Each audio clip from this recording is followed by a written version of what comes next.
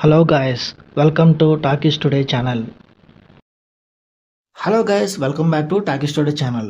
Talented actress Divya Sripada అట్లాగే అభయ్ నవీన్ జంటగా నటించిన latest emotional drama Charitha Kamakshi. ఈ సినిమా నేరుగా ఈటీవీ1 ఓటీటీ స్ట్రీమింగ్లోకి వచ్చింది. ఒక సాదా సీదా మధ్యతరగతి జంట జీవితంలో జరిగిన ఆ అనూహ్య పరిణామాలు ఏంటి, ఈ సినిమా ఎలా ఉంది, పూర్తిగా మన స్టైల్లో ఈ వీడియోలో ఈ రివ్యూ డిస్కస్ చేద్దాం. సో వీడియోని కనుక మీరు ఫస్ట్ టైం చేస్తున్నట్టయితే ఒక లైక్ చేయండి, ఒక కామెంట్ చేయండి, అలాగే మన ఛానల్ని సబ్స్క్రైబ్ చేసుకోండి. చాలామంది మన ఛానల్ని సబ్స్క్రైబ్ చేసుకోకుండానే వీడియోస్ చూస్తున్నారు గైస్. మీరు సబ్స్క్రైబ్ చేసుకుని చూడడం వల్ల ఛానల్కి ఎంత ఎంకరేజ్మెంట్గా ఉంటుంది. సో సబ్స్క్రైబ్ చేసుకుని వీడియోస్ చూడండి. ఇంకా లేట్ చేయకుండా వీడియోలోకి వెళ్ళిపోదాం. Let's get started. ఇక ఈ సినిమా కథ విషయానికి వస్తే, చరిత కామాక్షి ఒక అమాయకమైన మధ్యతరగతి అమ్మాయి తను చక్రవర్తిని పెళ్లి చేసుకుంటుంది. చక్రవర్తికి ఎలాగైనా సినిమా దర్శకుడు కావాలనే ఒక పెద్ద కల ఉంటుంది.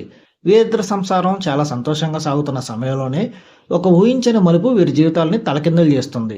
ఆ క్లిష్ట పరిస్థితుల వల్ల వారి కుటుంబంలో తీవ్రమైన సమస్యలు ఎదురవుతాయి. తన భర్త ఆశయం కోసం, తన సంసారం కోసం చరిత ఆ కష్టాలని ఎలా ఎదుర్కొంది, చివరికి అసలు ఏమైంది అనేది ఈ సినిమా యొక్క మెయిన్ స్టోరీ. ఈ సినిమా పాజిటివ్ పాయింట్స్ ఏంటో ఇప్పుడు చూద్దాం. మధ్యతరగతి కుటుంబాల్లో ఉండే కష్టాలు, భార్యాభర్తల మధ్య ఉండే ఆ ప్రేమ ప్రేక్షకులకి బాగా కనెక్ట్ అవుతాయి. ఇక దర్శకుడు ఎంచుకున్న పాయింట్, అలాగే దాన్ని ప్రజెంట్ చేసిన విధానం కొంతవరకు బాగానే వర్కౌట్ అయింది. సినిమా రన్ టైం చాలా తక్కువగా ఉండడం వల్ల అవసరమైనగా సాగతీసే సీన్లు లేకపోవడం, త్వరగా ముగించేయడం అనేది కొంచెం పాజిటివ్గానే కనిపిస్తుంది. ఇక బ్యాక్గ్రౌండ్ స్కోర్ ఈ సినిమాలో ఎమోషన్స్ని బాగా ఎలివేట్ చేసింది. ఈ సినిమా మైనస్ పాయింట్స్ చూసుకున్నట్టయితే, స్క్రీన్ ప్లే చాలా నెమ్మదిగా వెళ్తూ ఉంటుంది. కొన్ని సీన్లు అయితే మరీ సాగతీసేసినట్టు అనిపిస్తాయి. ఇక బడ్జెట్ లిమిట్ ఉండడం వల్ల విజువల్స్ అన్ని చాలా సింపుల్గా కనిపిస్తాయి. కొన్ని చోట్ల ఇది సినిమానా షార్ట్ ఫిలిమా అనే ఫీలింగ్ కూడా కలుగుతుంది.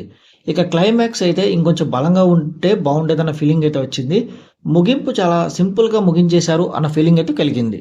పర్ఫార్మెన్సెస్ విషయానికి వస్తే, హీరోయిన్ దివ్య శ్రీపాద ఈ సినిమాకి దివ్య నటన ప్రధాన బలం అని చెప్పచ్చు. ఒక అమాయకపు గృహిణిగా, భర్త కళ్ళ కోసం నిలబడే భార్యగా ఆమె యాక్టింగ్ చాలా అద్భుతంగా ఉంది. ఎమోషనల్ సీన్స్లో తన సహజమైన సిద్ధమైన నటనతో ఆకట్టుకుంది. ఇక అభయ్ నవీన్ స్ట్రగ్లింగ్ డైరెక్టర్ పాత్రలో అభయ్ చాలా న్యాచురల్గా కనిపించాడు.